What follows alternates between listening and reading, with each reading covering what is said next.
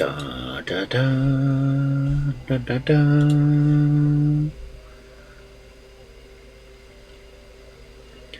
Hello, everyone.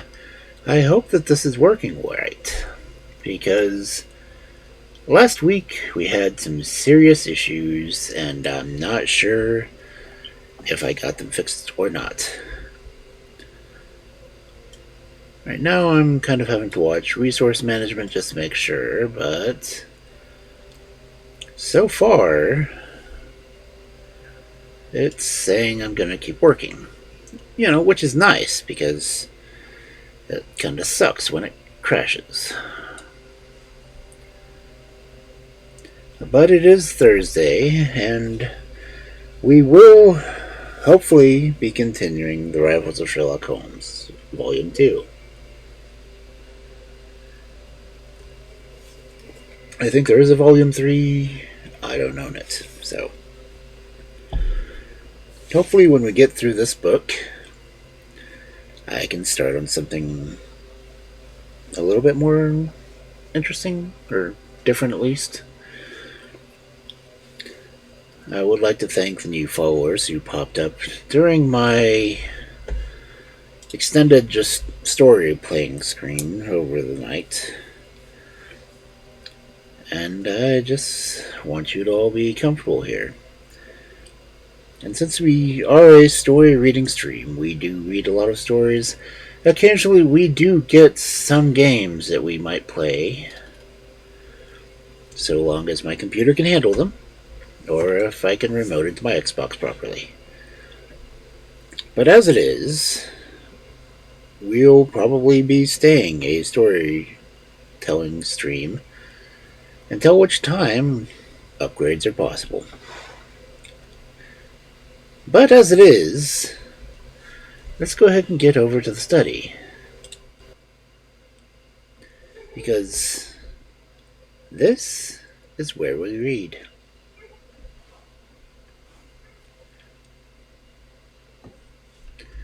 Let me make sure everything is working properly in here, because stuff happens.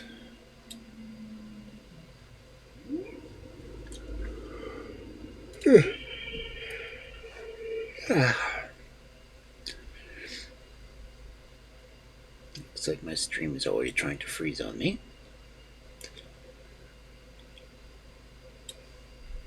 But that doesn't surprise me at all. We are going to get started reading a little bit earlier, as opposed to waiting until 10 after the hour. We're going to start at, well, it's already 5 after the hour. So let's go ahead and get into it.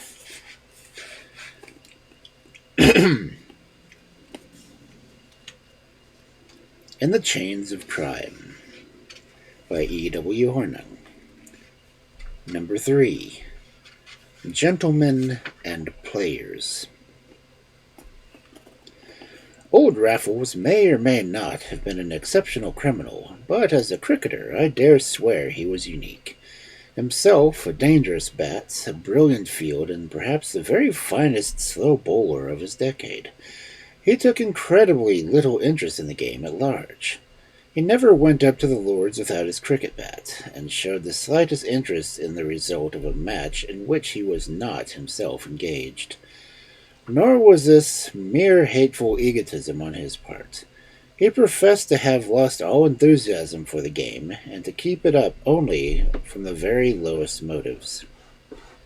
Cricket, said Raffles, like everything else, is good enough sport until you discover a better. As a source of excitement, it isn't in it with other things you wot of, Bunny, and the involuntary comparison becomes a bore. What's the satisfaction of taking a man's wicket when you want his spoons? Still, if you can bowl a bit, and though your cunning won't get rusty, and always looking for weak spots, just the kind of mental exercise one wants. Yet perhaps there's some affinity between the two things after all. But I'd chuck my cricket tomorrow, Bunny, if it wasn't for the glorious protection it affords a person of my proclivities. How so? Said I. It brings you before the public. I should have thought far more than either safe or wise. My dear Bunny, that's exactly where you make a mistake. To follow crime with a reasonable impunity, you simply must have a parallel, ostensible career. The more public, the better. The principle is obvious. Mr. Peace, of pious memory, disarmed suspicion by acquiring a local reputation for playing the fiddle and taming animals. And it's my profound conviction that Jack the Ripper was really an eminent public man whose speeches were very likely reported alongside his atrocities. Fill the bill in some prominent part, and you'll never be suspected of doubling it with another of equal prominence. That's why I want you to cultivate journalism, my boy, and sign all you can. And it's the one and only reason why I don't burn my hats for firewood. Nevertheless, when he did play there was no keener performer on the field, nor one more anxious to do well for his side. I remember how he went to the nets before the first match of the season, with his pockets full of sovereigns which he put on the stumps instead of the boils. It was a sight to see the professionals bowling like demons for the hard cash. For whatever a stump was hit, a pound was tossed to the bowler, and another in its stead, while one man took £5 with the ball that spread eagle the wicket. Raffles' practice cost him either 8 or 9 sovereigns, but he had absolutely first-class bowling all the time, and he made 57 runs the next day. It became my pleasure to accompany him to his matches, to watch every ball he bowled or played or fielded, and to sit chatting with him in the pavilion when he was doing none of these three things. You might have seen us there, side by side, during the greater part of the gentleman's first innings against the players who had lost the toss, on the second Monday in July. We were to be seen, but not heard, for Raffles had failed to score, and was uncommonly cross for a player who cared so little about the sport. Merely taciturn with me, he was positively rude to more than one member who wanted to know how it had happened, or who ventured to commiserate him on his luck. There he sat, with a Zingari straw hat tilted over his nose and a cigarette stuck between his lips that curled disagreeable at every advance. I was therefore much surprised when a young fellow of the exquisite type came and squeezed himself in between us, and met with a perfectly civil reception despite the liberty. I did not know the boy by sight, nor did Raffles introduce us, but their conversation proclaimed at once the slightness of acquaintanceship and a license on the lad's part which combined to puzzle me.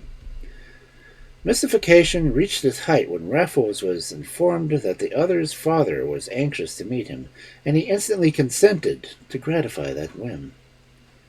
"Here's the ladies' enclosure. Will you come around?"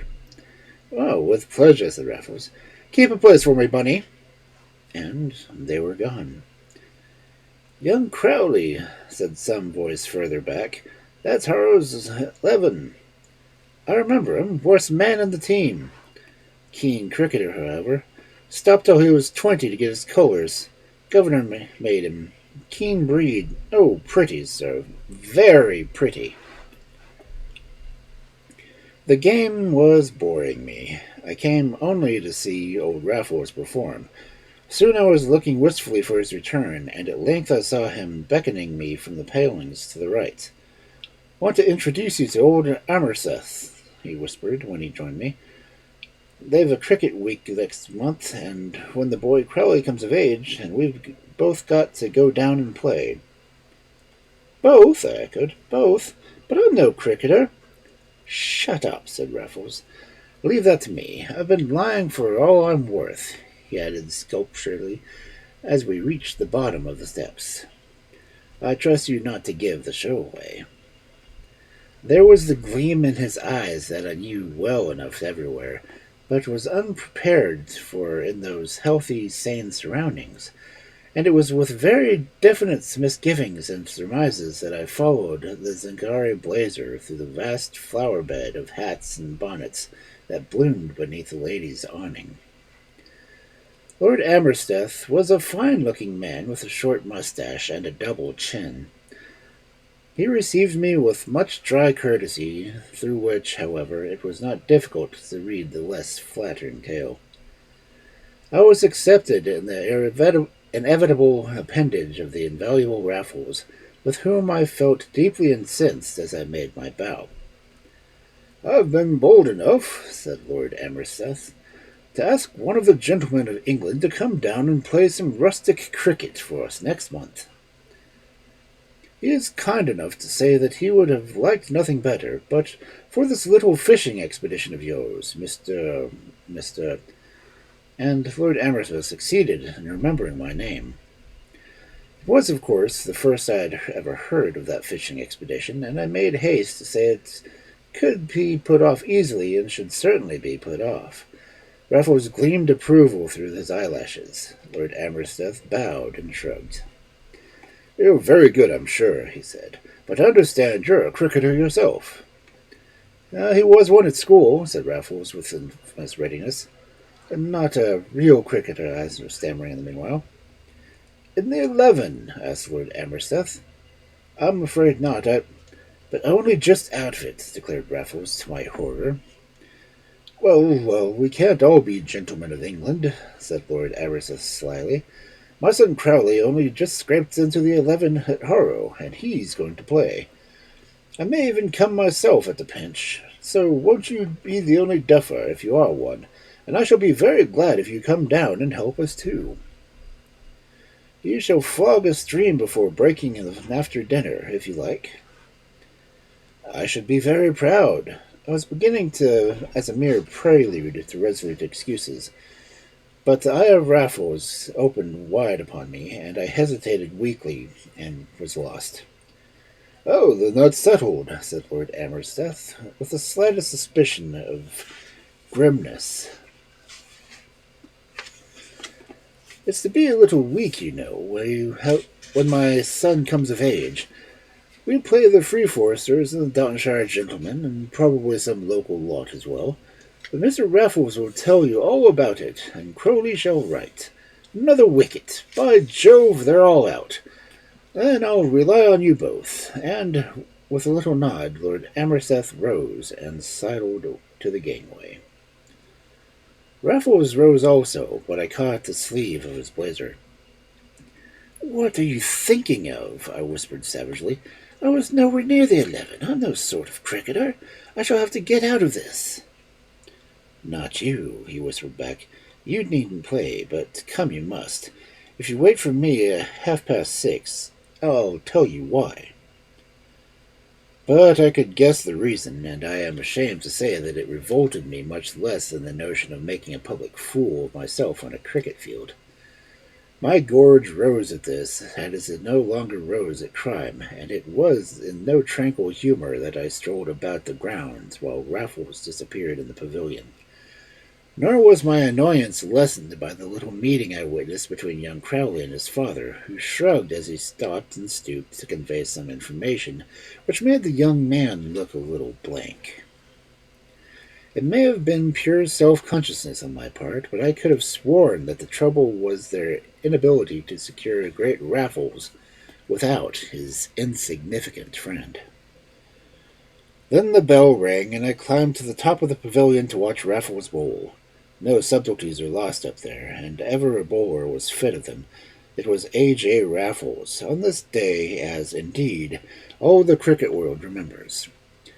One had not to be a cricketer oneself to appreciate the perfect command of pitch and break, his beautifully easy action, which never varied with a varying pace, his great ball on the leg stump, his dropping the head ball, in a word, the indefinite integrity of the versatility attack. It was no mere exhibition of athletic prowess. It was an intellectual treat, and one with a special significance in my eyes. I saw the affinity between the two things, and saw it in that afternoon's tireless warfare against the flower of the profession's cricket. It was not that Ruffles took too many wickets for a few runs. He was too fine a bowler to mind being hit, and time was short, and the wicket good. What I admired, and what I remember, was a combination of resource and cunning, of patience and precision, of headwork and handiwork, which made every other of the artistic whole. It was so characteristic of that other Raffles whom I alone knew. I felt like bowling this afternoon, he told me later in the hansom. With a pitch to help me, I'd have done something big, as it were. 3 or 38 out of the 4 that fell isn't so bad for a slow bowler on the plumb wicket against those fellows. But I felt venomous. Nothing roused me more than being asked about for my cricket as though I were a pro myself. Then why on earth go? To punish them, and because we shall be jolly hard up, Bunny, before the season's over. Ah, I said, I thought it was that. Of course it was. It seems they're going to have a very dickens of a week of it. Balls, dinner parties, swagger house party, general junketings, and obviously a house full of diamonds as well. Diamonds galore. As a general rule, nothing would induce me to abuse my position as a guest. I've never done it, Bunny, but in this case we're engaged like the waiters and the band. And by heaven, we'll take our toil. Let's have a quiet dinner somewhere and talk it over. It seems rather a vulgar sort of theft, I remarked, and to this, my single protest, Raffles instantly assented. It is a vulgar sort, he said, but I can't help that. We're getting vulgarly hard up again, and there's an end to it. Besides, these people deserve it and can afford it. And don't you run away with the idea that all will be plain sailing. Nothing will be easier than getting some stuff, and nothing harder than avoiding all suspicion, as, of course, we must. We may come away with no more good than a working plan of the premises. Who knows? In any case, there's weeks of thinking in it for you and me. But those weeks will not weary you further than by remarking that the thinking was done entirely by Raffles, who did not always trouble to communicate his thoughts with me. His reticence, however, was no longer an irritant. I began to accept it as a necessary convention of these little enterprises, and after our last adventure of the kind, more especially after its denouement, my trust in Raffles was much too solid to be shaken by a want of trust in me, which I still believe to have been more of an instinct of a criminal than the judgment of a man. It was on Monday, the 10th of August, that we were due at Milchester Abbey, Dorset, and the beginning of the month found us cruising about that very country with fly rods actually in our hands. The idea was that we should acquire at once a local reputation as decent fishermen, and some knowledge of the countryside, with a view to further and more deliberate operations in the event of an unprofitable week. There was another idea which Raffles kept to himself until he had got me down there. Then one day he produced a cricket ball in the meadow we were crossing, and threw me catches for an hour together. More hours were spent in the bowling to me than on the nearest green, and if I was never a cricketer, at least I came nearer to being one by the end of the week than I had ever been before. Incidents began early on Monday. We had sailed forth from a desolate little junction within quite a few miles of Milchester, and had been caught in a shower, run for shelter in the wayside inn. A florid, overdressed man was drinking in the parlor, and I could have sworn it was by the sight of him that Raffles recoiled on the threshold, and afterwards insisting on returning to the station through the rain.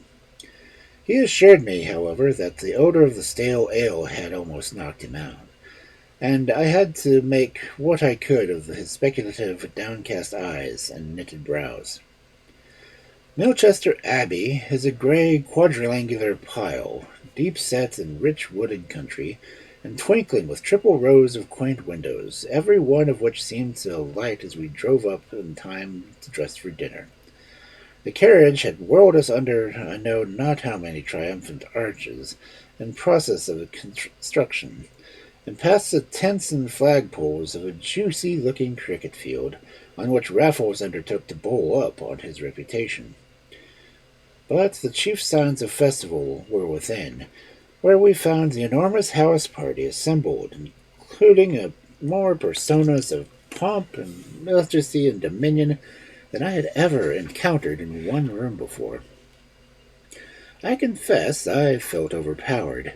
Our errand and my own preferences combined to rob me of an address on which I had sometimes plumed myself, and I have a grim recollection of my nervous relief when dinner was at last announced. I knew little of what the ordeal was about to prove. I had taken in much less formidable young lady than might have fallen to my lot. Indeed, I began by blessing my good fortune with respect. Miss Milhush was merely the rector's daughter, and she had been asked to make an even number. She informed me both of the facts before the soup reached us, and her subsequent conversation was characterized by the same engaging candor. It exposed what was little short of a mania for imparting information. I simply had to listen, to nod, and to be thankful. When I confessed to knowing very few of those present, even by sight, my entertaining companion proceeded to tell me who was everybody, beginning on my left and working consequently round to her right. This lasted quite a long time, and really interested me, but a great deal that followed did not. And obviously, to recapture my unworthy attention, Miss Helhush suddenly asked me in a sensational whisper whether I could keep a secret. I said I thought I might, whereupon another question followed, in a still lower and more sensational tone. Are you afraid of burglars? Burglars? I was roused at last. The word stabbed me. I repeated in that horrified query. So I've found something interesting to interest you at last, said Miss Melhush in triumph and naive triumph. Yes, burglars. Don't speak so loud. It's supposed to be kept a great secret. I really oughtn't tell you at all. But what is there to tell? I whispered with a satisfactory impatience. You promise not to speak of it? Of course. Well then, there are burglars in the neighborhood. Have they committed any robberies? Not yet. Then how do you know? They've been seen in the district. Two well-known London thieves. Two. I looked at Raffles and had looked at him often during the evening, envying him on his high spirits, his iron nerve, and his buoyant wit, his perfect ease and self-composition. But now I pitied him. Through all my own terror and consternation, I pitied him as he sat eating and drinking and laughing and talking, without a cloud of fear or of embarrassment on the handsome, charming, daredevil face. I caught up my champagne and emptied my glass. Who has seen them? I asked calmly. A detective. They were traced down from a town 2 days ago. They're believed to have designs on the Abbey. But why aren't they run in? Exactly what I asked Papa on the way here this evening. He says there's no warrant out against them at present, and all can be done is to watch their movements. Oh, so they're being watched. Yes, by a detective who was down here on purpose. And I heard Lord Amersteth tell Papa that they were seen this afternoon at Warbeck Junction. The very place where Raffles and I had been caught in the rain. Our stampede from the inn was now explained, and on the other hand, I was no longer to be taken by surprise by anything that my companion might have to tell me, and I succeeded in telling her in the face with a smile. This is really quite interesting, Miss Melhush, said I. May I ask how you come to know so much of such a thrilling business? It's Papa, was the confidential reply. Lord Amersteth consulted him, and he consulted me. But for heaven's sake, don't let it on. I can't think what tempted me to tell you. Miss Melhush giggled. You may trust me, Miss Alice, but aren't you frightened? Not in a bit. They won't come to the rectory. There's nothing for them there. But look round the table. Look at all the diamonds. Look at old Lady Melrose's necklace alone. The Dowager Marchioness of Melrose was one of the few persons whom it had been unnecessary to point out to me. She sat on Lord Amersheth's right, flourishing her ear trumpets and drinking champagne with her usual notorious freedom, as dissipated and kindly a dame as the world had ever seen. It was a necklace of diamonds and sapphires that rose and fell about her ample neck. They say it's worth £5,000 at least, continued my companion. Lady Margaret told me so this morning. That's Lady Margaret Amersheth, next to your Raffles, you know. And the old dear will wear them every night. Think what haul they would be. No, we don't feel immediate danger in the rectory.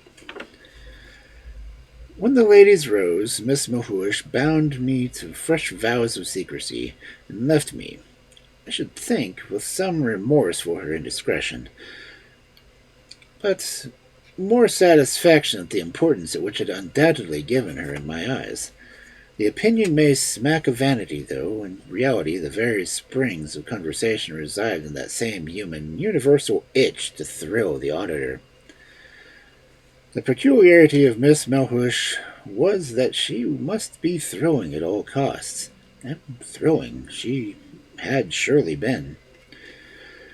I spare you my feelings for the next 2 hours. I tried hard to get a word in with Raffles, but again and again I failed. In the dining room, he and Crowley lit their cigarettes with the same match, and had their heads together all the time. In the drawing room, I had the mortification of hearing him talk interminable nonsense into the ear trumpet of Lady Melrose, whom he knew in town. Lastly, in the billiard room they had a great and lengthy pool, which I sat aloof and chafed more than ever in the company of a very serious Scotsman, who had arrived since dinner, and who would talk of nothing but the recent improvements to instantaneous photography.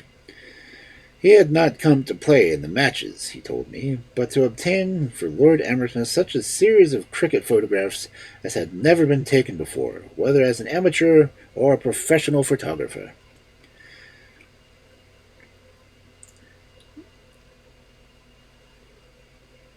I was unable to determine. I remember, however, seeking distraction in little bursts of resolute attention to the conversation of this bore. And so at last the long ordeal ended. Glasses were emptied, men said good night, and I followed Raffles to his room. It's all up, I gasped, as he turned up in the gas and shut the door. We're being watched. We've been followed down from the town. There's a detective here on the spot. How do you know? Asked Raffles, turning upon me quite sharply, but without the least dismay. And I told him how I knew. Of course, he added. It is the fellow we saw in the inn this afternoon. The detective, cried Raffles. Do you mean to say you don't know a detective when you see one, Bunny? If it wasn't that fellow, which is? Raffles shook his head. To think that you've been talking to him for the last hour in the billiard room and wouldn't spot what he is. A Scottish photographer? I paused aghast. Scotch he is, said Raffles. And photographer he may be. He is also Inspector Mackenzie of Scotland Yard, the very man I sent a message to that night last April. And you couldn't spot who he was in a whole hour. Oh, Bunny, Bunny, you were never built for crime. But, I said, if that was Mackenzie, who was the fellow who bolted from at Warbeck? The man he's watching. But he's watching us. Raffles looked at me with a pitying eye and shook his head again before handing me his open cigarette case. I don't know whether smoking forbidden in one's bedroom, but you might take one of these and stand tight, Bunny, because I'm going to say something offensive. I helped myself with a laugh. Say what you like, my dear fellow, really isn't you and I that Mackenzie's after. Oh, then, if it isn't, and couldn't be, and nobody but a born bunny would suppose for a moment that it was, do you seriously think he would sit here and knowingly watch his man playing pool under his nose? Well, he might. He's a cool hand, Mackenzie. But I'm not cool enough to win a pool under such conditions. At least, I don't think I am. It would be interesting to see. The situation wasn't free from stain as it was, although I knew he wasn't thinking of us. Crowley told me all about it after dinner, you see, and I'd seen one of the men for myself this afternoon. You thought it was a detective that made me turn tail in the afternoon. I really don't know why I didn't tell you at the time, but it was just the opposite. That loud, red-faced brute is one of the cleverest thieves in London, and once I had a drink with him at our mutual fence. I was an East Ender from tongue to toe at the moment, but you will understand that I don't run unnecessary risks by recognition by a brute like that. He's not alone, I hear. Oh, by no means. There's at least one other man with him, and it suggested that there may be an accomplice here in the house. Did Lord Crowley tell you? Crowley and the champagne between them. In confidence, of course, just as your girl told you, but even in confidence he never let on about Mackenzie. He told me there was a detective in the background, and that was all. Putting him up as a guest is evidently their big secret, to be kept from the other guests because it might offend them, but more particularly from the servants whom it's doubtless his billet to watch. That's my reading of the situation, Bunny, and you will agree with me that it's indefinitely more than interesting than we could prove to have managed it would prove. But infinitely more difficult for us, said I, with a sigh of pusillanimous relief. Our hands are tied for this week, at all events. Not necessarily, my dear Bunny, though I admit that the chances are against us. Yet I'm not so sure of that either. There are all sorts of possibilities in this three-cornered combination. Set A to watch B, and he won't have an eye left for C. That's the obvious theory, but then Mackenzie is a very big A. I should be sorry to have my body about me and that man in the house. Yet it would be a great nip between A and B and score off of them both at once. It would be worth the risk, Bunny, to do that. It would be worth risking something merely to take old hands like B and his men at their own game. Eh, Bunny? That would be something like a match. Gentlemen and players at a single wicket, by Jove. His eyes were brighter than I had known them for many days. They shone with a perverted enthusiasm which was roused in him only by the compilation of some new audacity. He kicked off his shoes and began pacing his room with a noiseless rapidity. Not since the night of the old Bohemian dinner at Reuben Rothenthal had Raffles exhibited such excitement in my presence, and I was not sorry at the moment to be reminded of the fiasco to which that banquet had been the prelude. My dear Raffles, said I in this very own tone, you're too far fond of this uphill game, and you'll eventually fall a victim of the sporting spirit and nothing else. Take a lesson from our last escape, and fly lower as you value our skins. Study the house as much as you like, but do not go and shove your head into Mackenzie's mouth. My wealth of metaphor brought him to a standstill, with his cigarette between his fingers and a grin beneath his shining eyes. You're quite right, Bunny. I won't. I really won't. Yet, you saw old Lady Melrose's necklace. I've been wanting it for years, but I'm not going to play the fool, honor bright, and not yet. Yet, by Jove, to get to windward of the professors and the Mackenzie, too. It would be a great game, Bunny. It would be a great game. Well, you mustn't play this week. No, I won't, but I wonder how the professors think of going to work. That's what one wants to know. I wonder if they really got an accomplice in the house. How I wish I knew their game. But it's all right, Bunny. Don't be jealous. It shall be as you wish. And with that assurance, I went off to my own room, and so to bed with an incredibly light heart. I had still enough of the honest man in me to welcome the postponement of the actual felonies, to dread their performance, deplore their necessity, which is merely another way of stating to the patient fact that I was incomparably a weaker man than Raffles, while every wit was wicked. I had, however, one rather strong point. I possessed, however, um, I possessed the gift of dismissing unpleasant considerations, not intimately connected with the passing moment, entirely from my mind. Through the exercise of this faculty, I had lately been living my frivolous life in town as a much ignoble enjoyment as I had derived from the year before, and similarity here at Milchester, in a long-dreaded cricket week, I had, after all, a quite exciting time. It was true that there were other factors in this pleasing disappointment. In the first place, mirabile dictu, there were one or two even greater duffers than I on the Abbot Cricky field. Indeed, quite early in the week, when it was the most valuable to me, I gained considerable kudos for a lucky catch, a ball which I had merely heard the hum and struck fast with my hand, which Amorous himself gasped in public congratulations. This happy accident was not to be undone even by me, and as nothing succeeds like success, and the constant encouragement of one great cricketer on the field was in itself an immense stimulus. I actually made a run or two in my very next innings. Miss Melhuish said pretty things to me that night at the great ball in honor of Viscount Crowley's majority.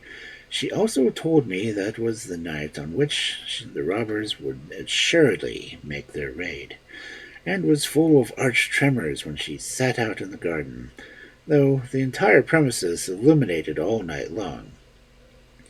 Meanwhile, the quiet Scotchman took countless photographs by day, which he developed by night in the darkroom, admirably situated in the servants' part of the house, and it was my firm belief that only two of his fellow guests knew Mr. Cellophane of Dundee for Inspector Mackenzie of Scotland Yard.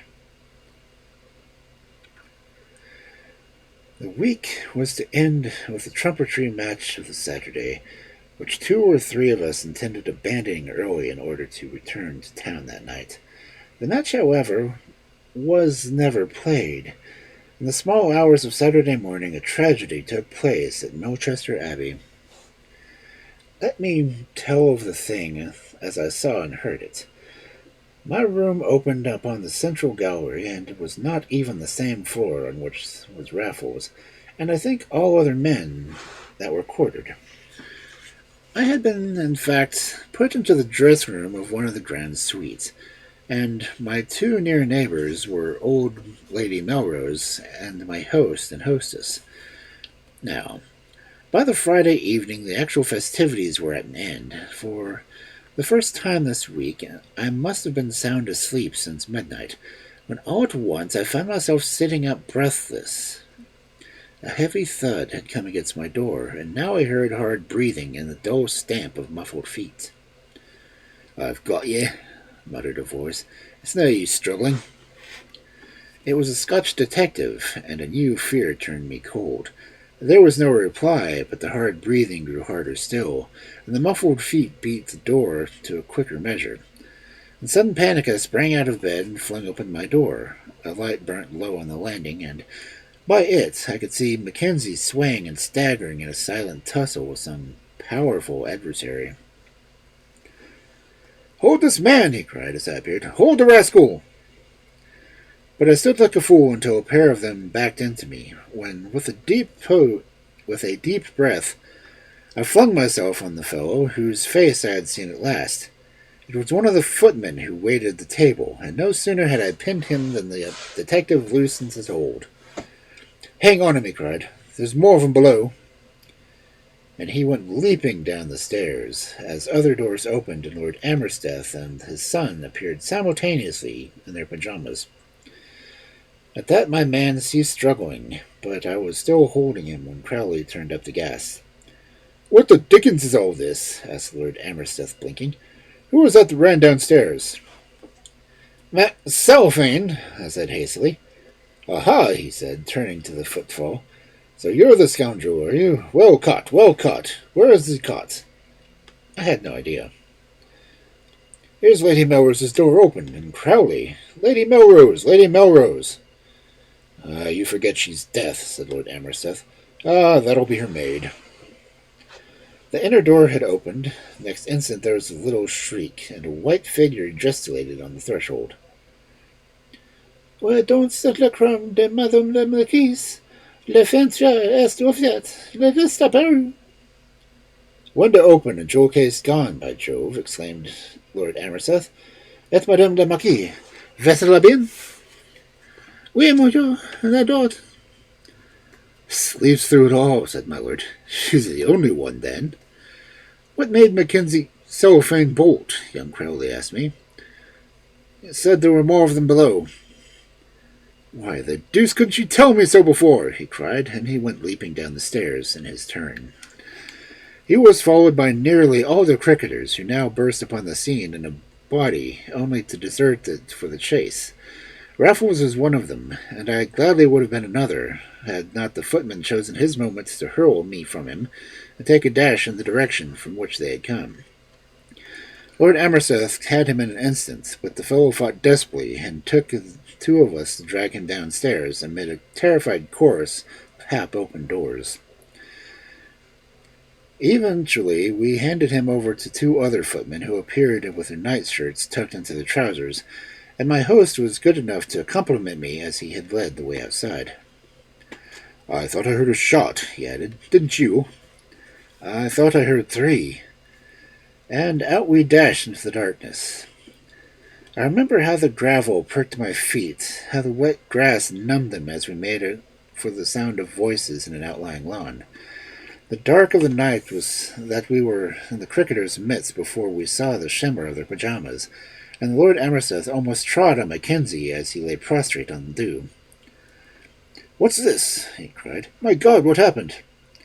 "It's cellophane," said the man who knelt over him. "He's got a bullet in something. We're alive." "It's alive?" "Barely. Good heavens. Where's Crowley?" "Here I am," said a breathless voice. "It's no good, you fellows. There's nothing to show which way they've gone. Here's Raffles. He's chucked it too." And they ran up panting.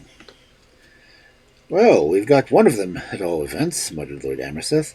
"The next thing to do is get the poor fellow indoors. Take his shoulder, somebody. Now his middle. Join hands under him, and all together now. That's the way. Poor fellow. Poor fellow. His name isn't Cellophane at all. He's a Scotland Yard detective down here for these very villains." Raffles was the first to express surprise, but he had also been the first to raise the wounded man. Nor had any of them a stronger or more tender hand in the slow procession to the house. In a little while we had the senseless man stretched on the sofa in the library, and there, with ice on his wound and brandy for his throat, his eyes opened and his lips moved. Lord Amersteth bent down to catch the words. "Yes, yes," he said. "We've got one of them safe and sound. The brute you collared upstairs." Lord Amersteth bent lower. "By Jove, lowered the jewel case out of the window, did he? And they've got all clean away with it. Well, well, I only hope we'll be able to pull this good fellow through. He's off again."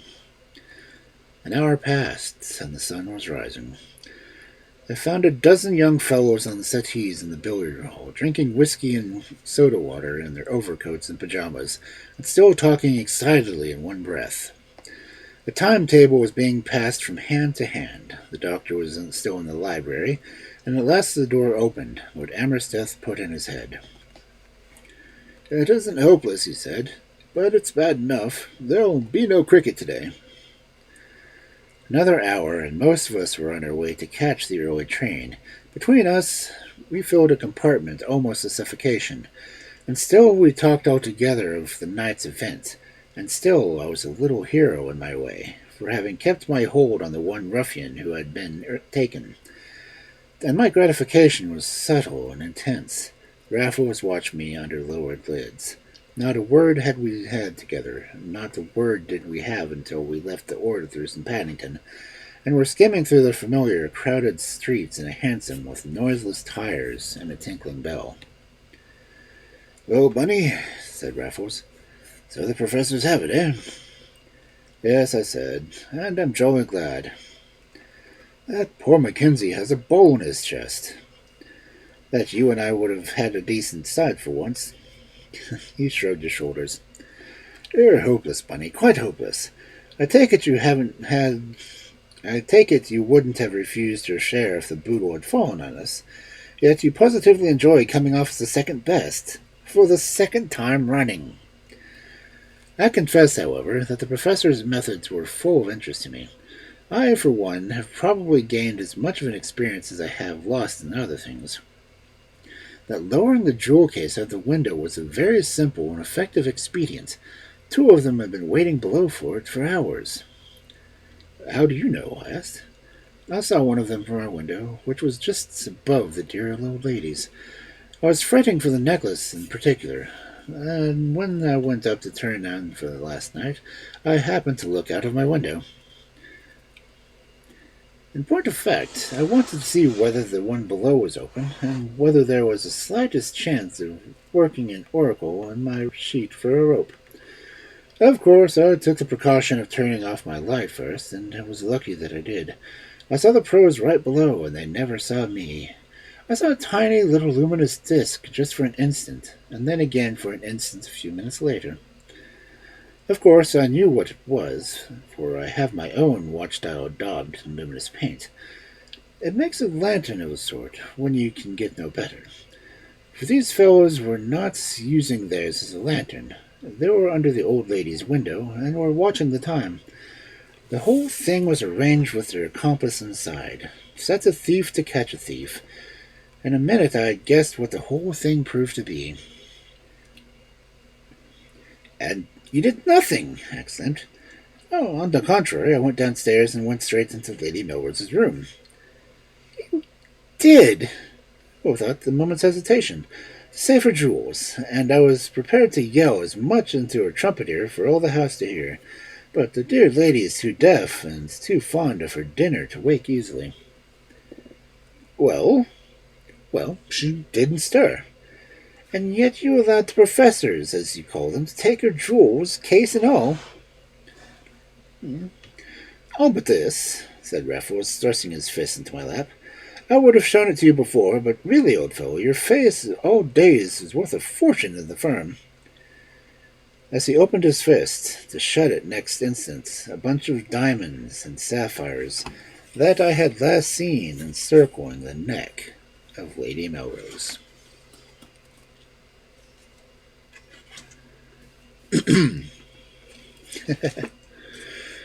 Okay. When you see a crime about to happen, swoop in and steal the crime. We are going to take a break. So I will see you in a few minutes.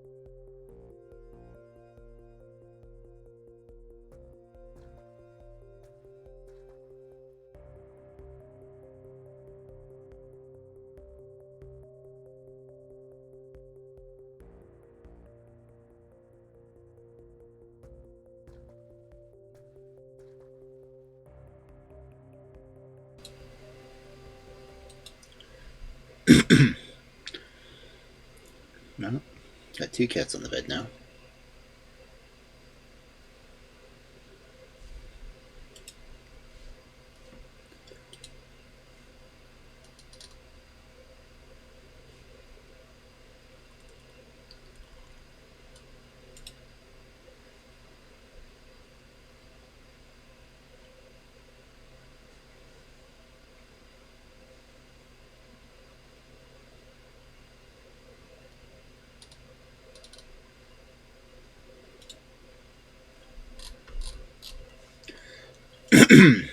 Anyway,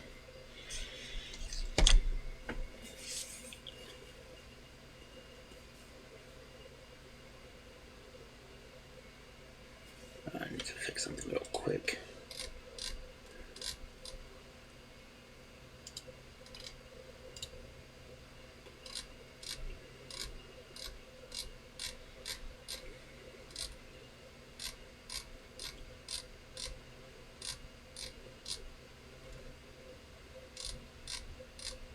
Okay. Had to fix the theme of the messages. But without any further ado, let's get into the second story.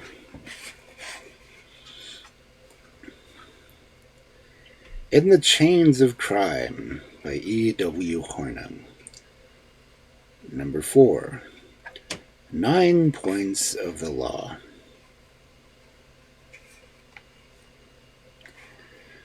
Well, said Raffles, what do you make of it? I read the advertisement once more before replying.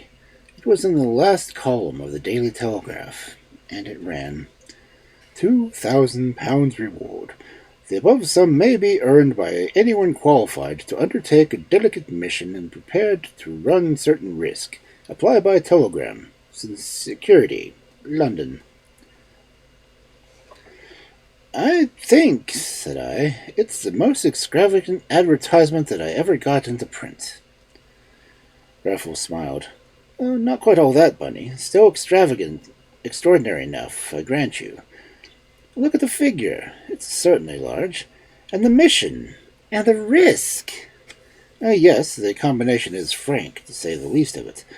But the really original point is requiring applications by telegram to a telegraphic address. There's something in the fellow who thought of that, and something in this game. With one word, he chokes off 1,000,000 who answer the advertisement every day when they raise a stamp. The answer cost me 5 bob, and then I prepaid another. You don't mean to say you've applied? Rather, said Raffles. I want £2,000 as much as any man. Put your own name? Oh, no, Bunny, I didn't. The point of fact, I smell something interesting and illegal, and you know what a cautious chap I am. I signed myself as Suarez, care of Hickey, 28 Conduit Street. That's my tailor. And after sending the wire, I went round and told him what to expect. He promised to send me the reply along at any moment it came. And by Jove, that'll be it. And he was gone before the double knock in the outer room had done ringing through the rooms, to return in a few minutes with an open telegram and a face full of news. What do you think? He said. Security's to follow Addenbrooke, the police court lawyer, and he wants to see me instantly. Instanter. And you're going to him now? This minute, said Raffles, brushing his hat. And so are you. But I came to drag you out to lunch. You shall have lunch with me when we've seen this fellow. Come on, Bunny, and you'll choose your name on the way. Mine's Saumrotz, and don't you forget it. Mr. Bennett Addenbrooke occupied substantial offices in Wellington Street, Strand, and was out when we arrived, but he was only just gone, over the way to court, and 5 minutes sufficed to produce a brisk, fresh-colored, resolute-looking man with a very confident, rather festive air, and black eyes that opened wide at the sight of Raffles. Mr. Saumarez, said the lawyer. My name, said Raffles with a dry effrontery. Not up to the Lord's, however, said the other slyly. My dear sir, I've seen you take far too many wickets to make any mistake. For a moment Raffles looked venomous. Then he shrugged and smiled, and the smile grew into a little cynical chuckle. So you've bowled me out of my turn, he said. Well, I don't think of any need to explain. I'm rather hard up, and then I wish to admit under my own name. That's all. I want a £2,000 reward. 2,000, said the solicitor. And the man is not above an alias happens to be just the sort of man I want.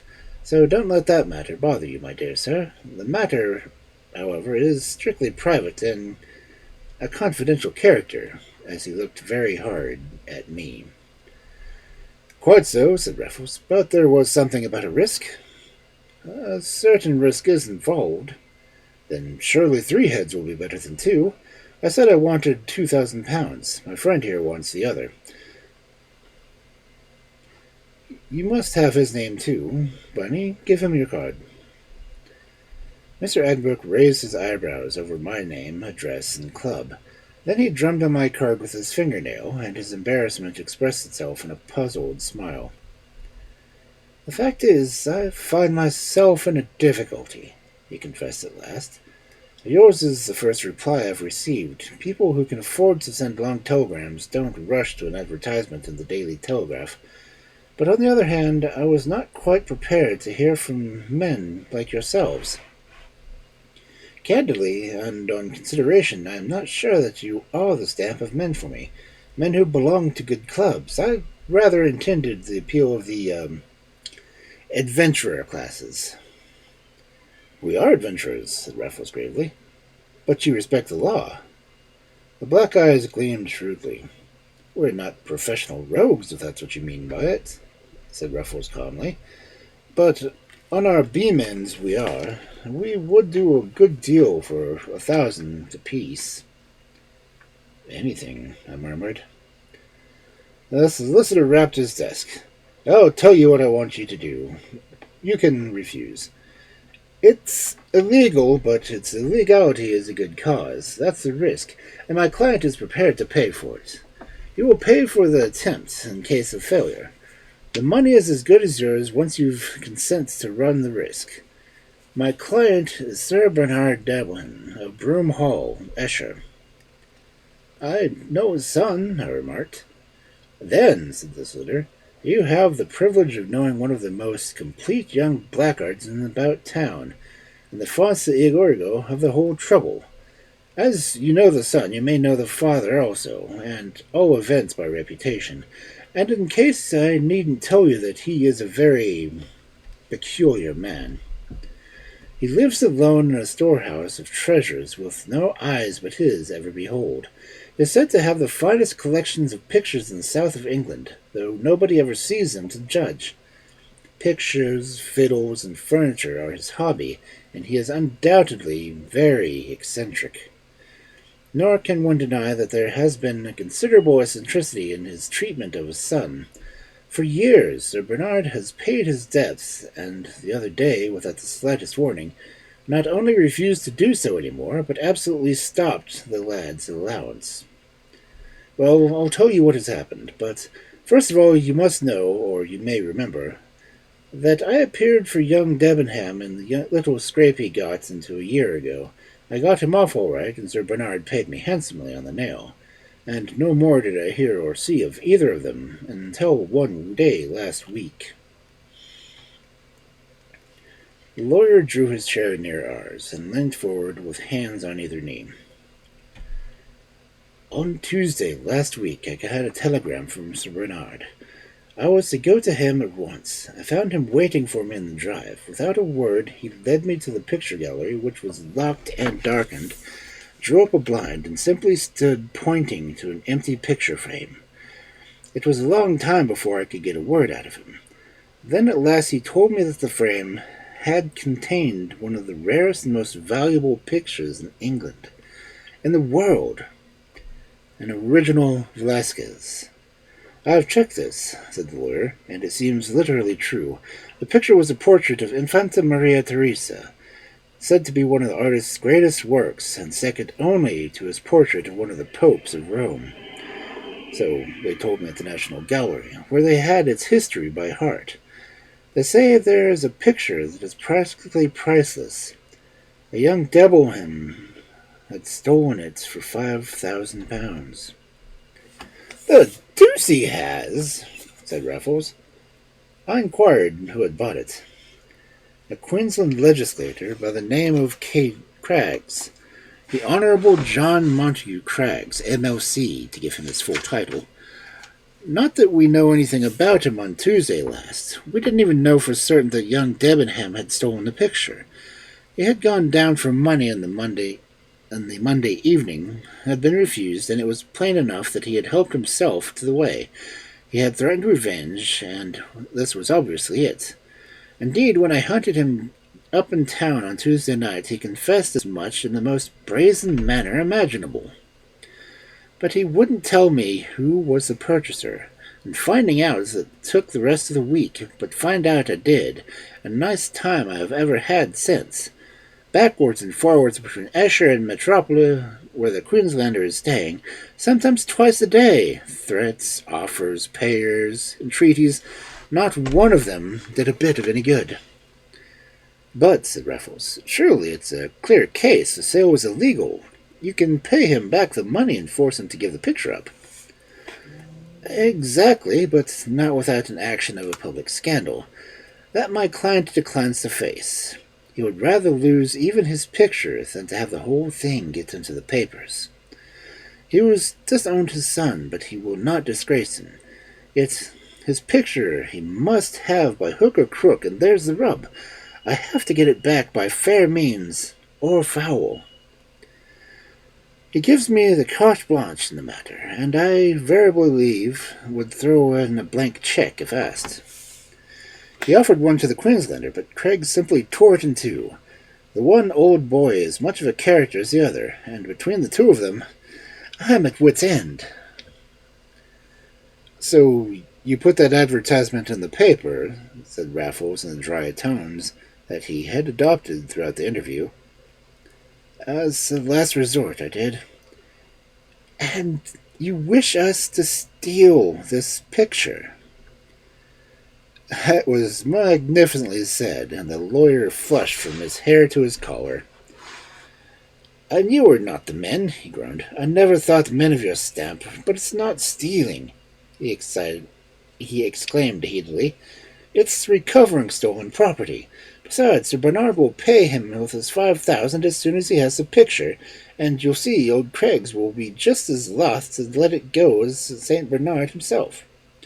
No, it's an enterprise, an adventure, if you like, but not stealing."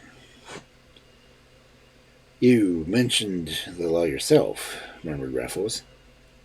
"And the risk," I added. "We pay for that," he said once more. "But not enough," said Raffles, shaking his head. "My good sir, consider what it means to us. You spoke of those clubs. We should not only get kicked out of them, but be put in prison like common burglars. It's true we're hard up, but it simply isn't worth that price. Double your stakes, and I am your man at once." Addenbrooke wavered. "Do you think you could bring it off? We could try. But you have no experience?" "No. Not as thieves." "And you would really run the risk for £4,000? Raffles looked at me, and I nodded. "We would," he said. "We know the odds." "It's more than I can ask my client to pay," said Addenbrooke, growing firm. "Then it's more than you expect us to risk." "You're in earnest?" "Good what?" "Say 3,000 if you succeed." "No, 4." "Then nothing if you fail." "Double or quits," said Raffles. "Well, that's sporting. Done." Addenbrooke opened his lips, half rose, then sat back in his chair and looked long and shrewdly at Raffles, never once at me. "I know you're bowling," as he said reflectively. I go up to Lord's whenever I want an hour's real rest. I've seen you bowl again and again, yes, and take the pitch wickets in England on a pitch plum. Don't forget the last gentleman in players. I was there. You're up to every trick, even one. I'm inclined to think that you would bowl out this old Australian if anybody can. Why? I believe you're the very man. The bargain was clinched at the Café Royal, where Benedict Addenbrooke insisted on playing host at an extravagant luncheon. I remember that he took his whack of champagne with the nervous freedom of a man at high pressure, and have no doubt I kept him in countenance by an equal indulgence. But Raffles, ever an exemplar in such matters,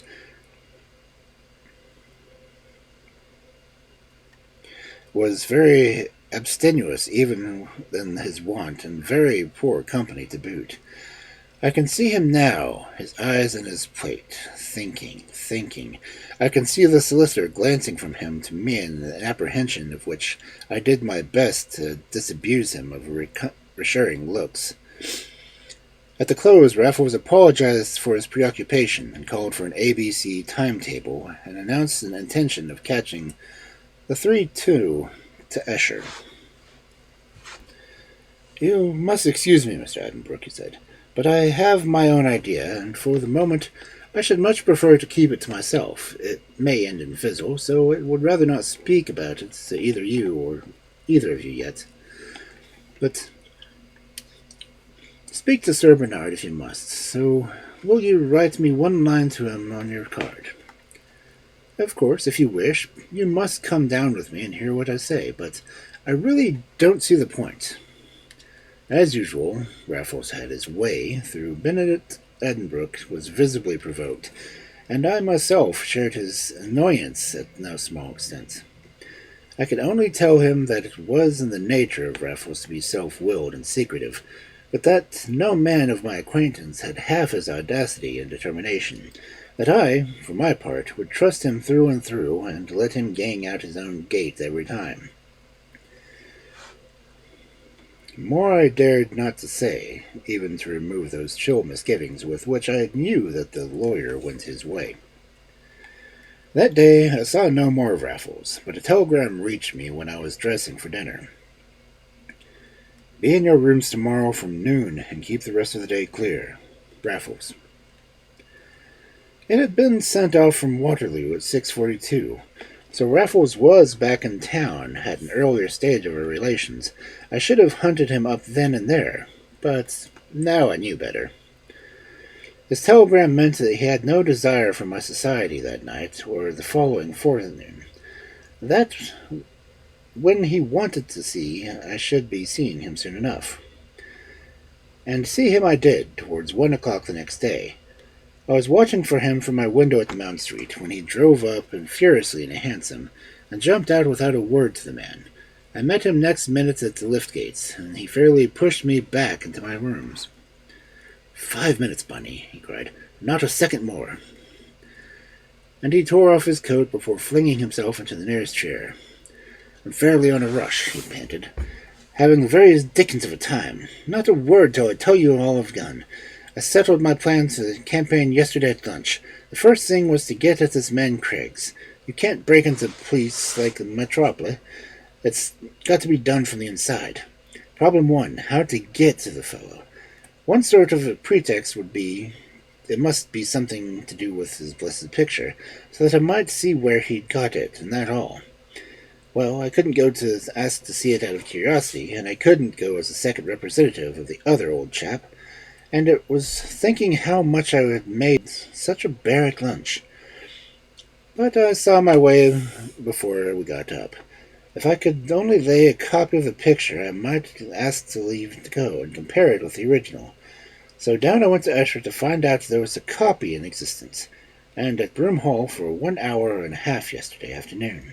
There was no copy there, but they must exist, for Sir Bernard himself, such a rum old boy, has allowed a couple to be made since the picture has been in his possession. He hunted up the painters' addresses, and the rest of the evening I spent in hunting up the painters themselves, but their work had been done to a commission, One copy had gone out of the country, and the other I'm still on the track of. Then you haven't been to Craig's yet? Oh, yes, I've seen him and made friends with him, and possible he's funnier than the old cuss of the two. I took the bull by the horns this morning and went in and lied to Aniston, and I was just as well. The old ruffian sails for Australia by boat tomorrow. I told him a man wanted to see a copy, and celebrated Infanta Maria Teresa of Velasquez that had been down to see the supposed owner of the picture, only to find out that it had just sold to him. You should have seen his face when I told him that. He grinned all around his wicked old head. Did old Debenham admit it, he says. And when I said he had, he chuckled to himself for about 5 minutes. He was so pleased that he did just that I hoped he would do. He showed me the great picture. Luckily, it isn't protected by any large one, and took a special place in the showing of the case he got it. An old iron map case in which he'd brought over from the plans of his own land in Brisbane. He wanted to know who would suspect of it containing the old master, too. But he's had it fitted with a new Chubb's lock, and I managed to take an interest in the key while he was gloating over the canvas. I had waxed my palm on the hand, and I shall make a duplicate this afternoon. Raffles looked at his watch and jumped up, saying that he had given me a minute too much. By the way, he added, you've got to dine with him at the Metropole tonight. I?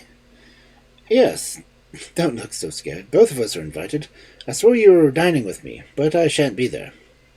His clear eyes were upon me, bright with meaning and with mischief. I implored him to tell me what his meaning was. You will dine in his private sitting room, said Raffles. It adjoins his bedroom. You must keep him sitting as long as possible, Bunny, and talking all the time. There's a flash that saw his plan. You're going for the picture while we're dining. Exactly. If he hears you? Oh, he shan't. But if he did? And I'm fairly trembled at the thought. If he did, said Raffles, there would be a collision, that's all. You had better take the revolver. I shall certainly take mine. But it's ghastly, I cried, to sit and talk to an utter stranger and know that you're at work in the next room. 2,000 apiece, said Raffles quietly. Upon my soul, I believe I shall give it away. Not you, Bunny. I know you better than you know yourself. He put on his coat and his hat. What time have I got to be there? I asked, with a groan. 7:45. There will be a telegram from me saying I can't turn up. He's a terror to talk. You'll have no difficulty in keeping the ball rolling. But head him off from his picture while you're worth. If he offers to show you, say you must go. He locked up the case elaborately this afternoon, and there's no earthly reason why he should unlock it again in this hemisphere. Where shall I find you when I get away? I shall come down to Esher. I hope to catch the 9:55.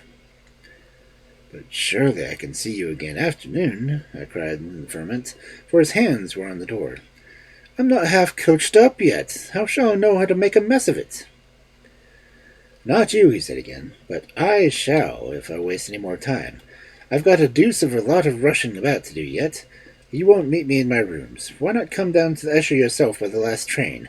That's it. Come down to the latest news, and I'll tell old Denham to expect you. He won't give us both a bed. By Jove, he won't even be able to picture us to do us as well with his picture. He won't be able to do us too well if he's got his picture.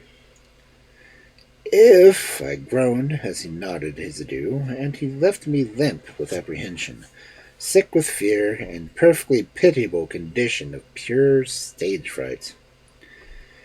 For, after all, I had only to act my part, unless Raffles failed where he never did fail, unless Raffles the neat and noiseless was for once clumsy and inept.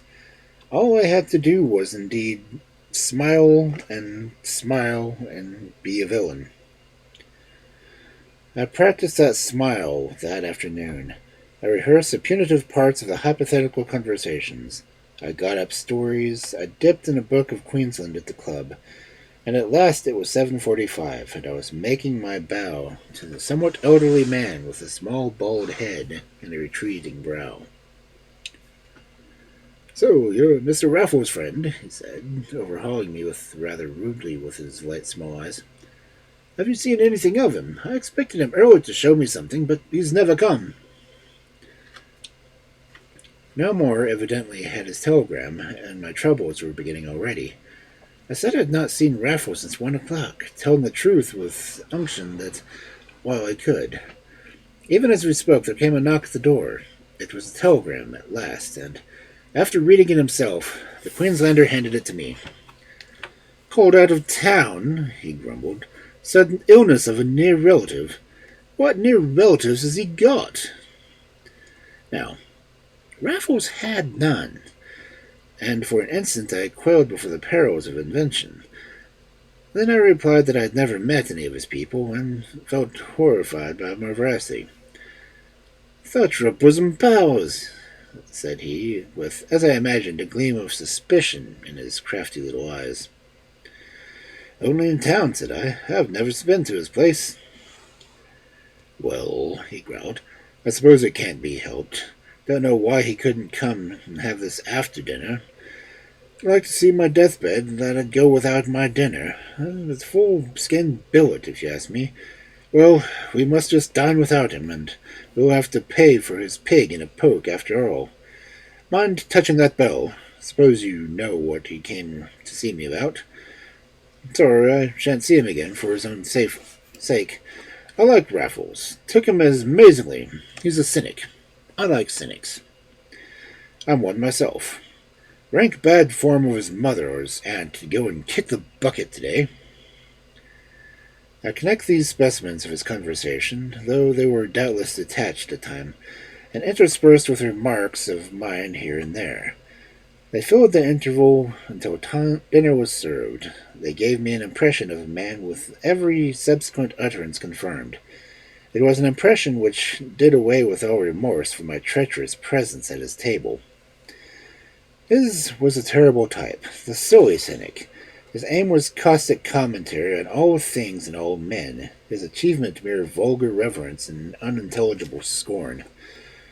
Ill-bred and ill-informed, he had, on his own showing, fluked into fortune on a rise in land.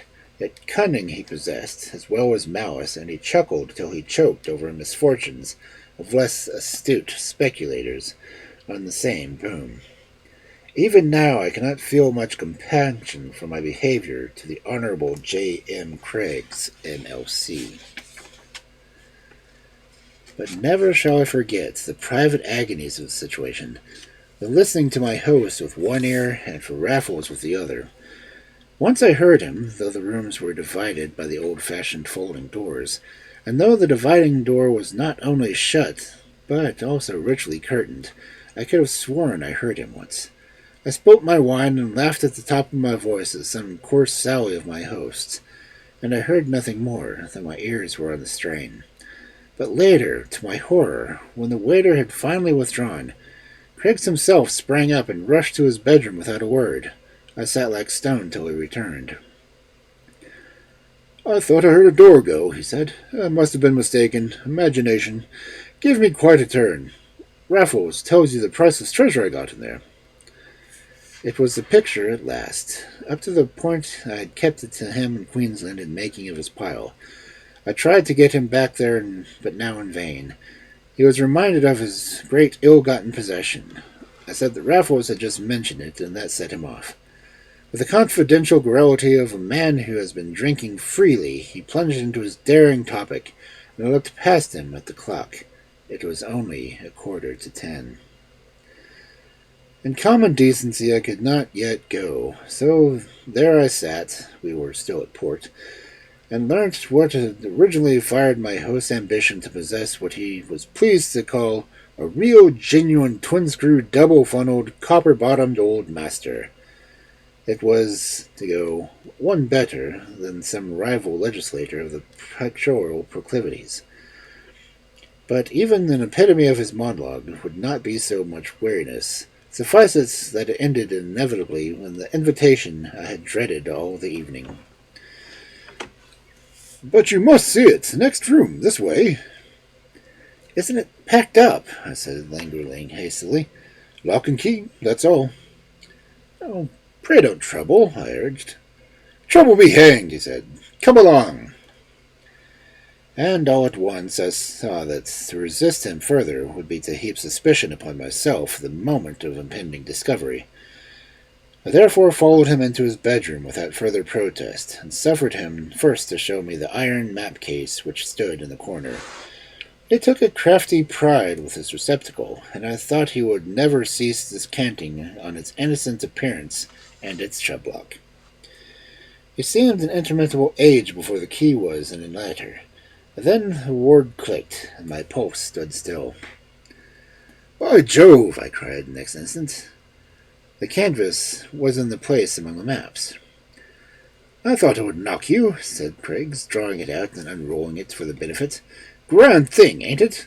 Wouldn't think it would have been painted 230 years ago. But it has my word. Old Johnson's face will be the treat when he sees it. Won't go bragging about his picture any more. Why, this one's worth all the pictures in Colony of Queensland put together. Worth £50,000, my boy, and I got it for 5. He dug me in the ribs, and seemed in my mood to further confidences. My appearance checked him, and he rubbed his hands. If you take it like that, he chuckled, how will old Johnson take it? Go out and hang himself on his own picture rods, I hope. Heaven knows what I contrived to say at last. Struck speechless first by my relief, I continued silent for the very different cause. A new tangle of emotions tied my tongue. Raffles had failed. Raffles had failed? Could I not succeed? Was it too late? Was there no way?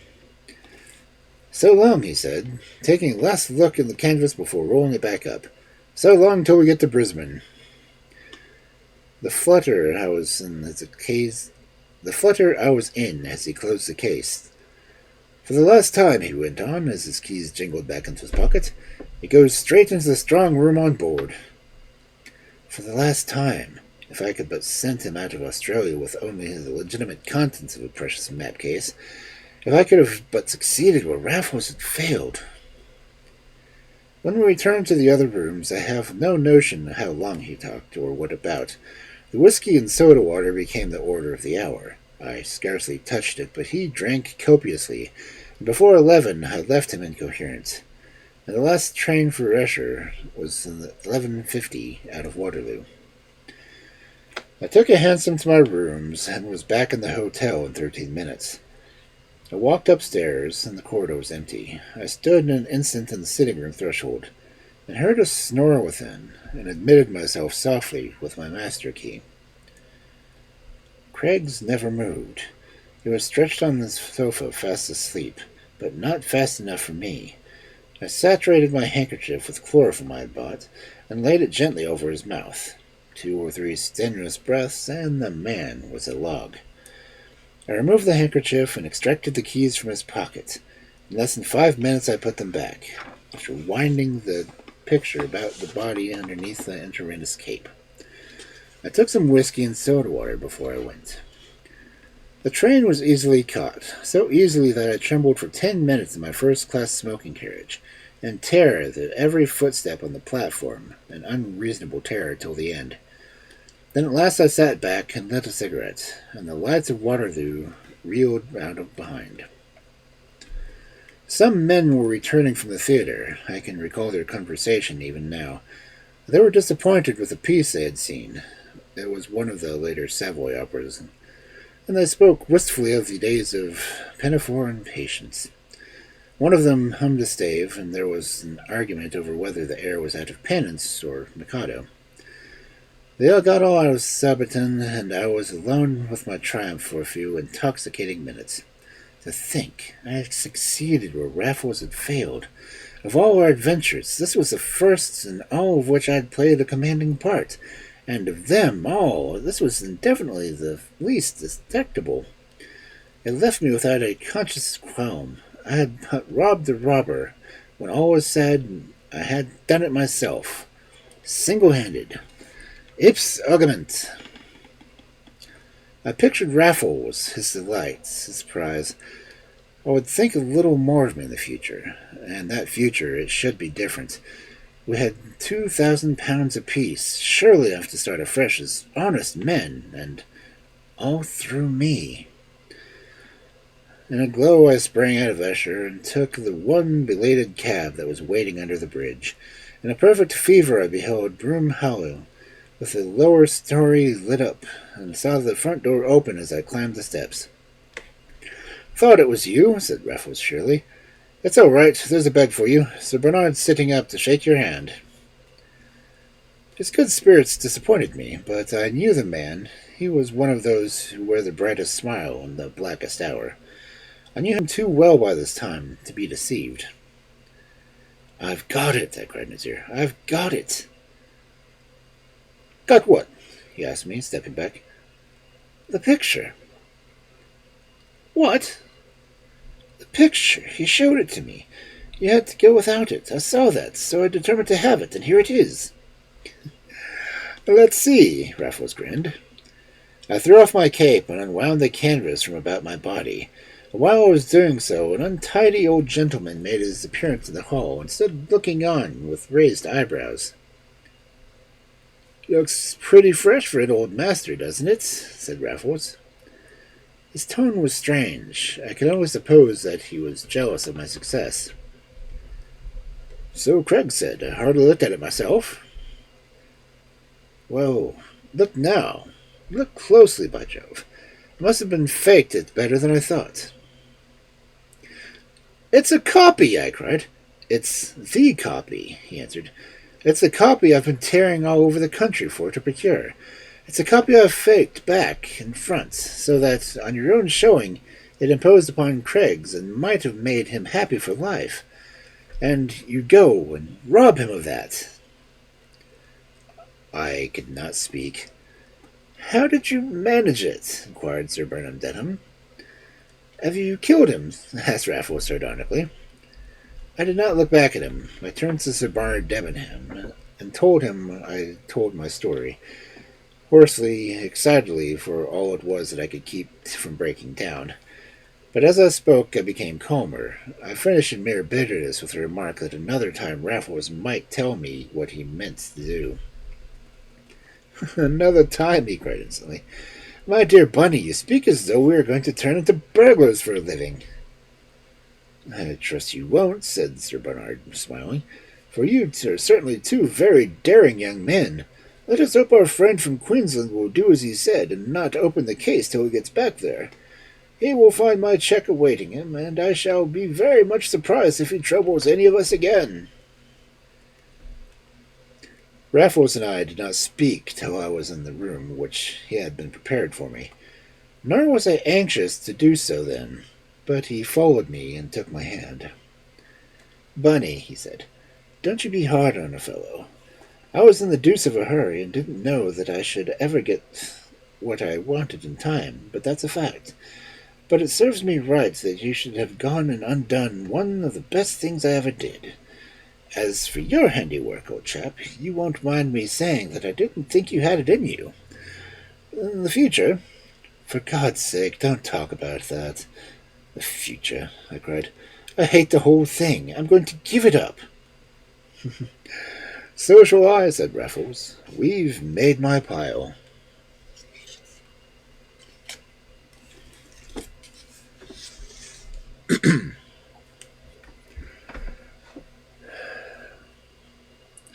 So that gets 2 stories for the night. There are only 2 more in the chain of crimes. But I think we will go ahead and end it for the night. So let's see if I can find someone to raid. Da, da, da, da, da, da, da. Ooh. In a quiet town where the shadows play, there's a little bookshop. I see someone reading Edgar Allan Poe. We're going to read them. During the day he wears a human face, the wolf from the lore in a cozy space. Dusty tomes line the shelves with care. Each story whispers secrets almost like a prayer. With every page turned, the world comes alive. In the heart of this wolf is where dreams thrive. Oh, he howls at the moon. I hope you all have a wonderful evening. And don't forget to check out Papa Penguin tomorrow, since that's hopefully where I'll be gaming.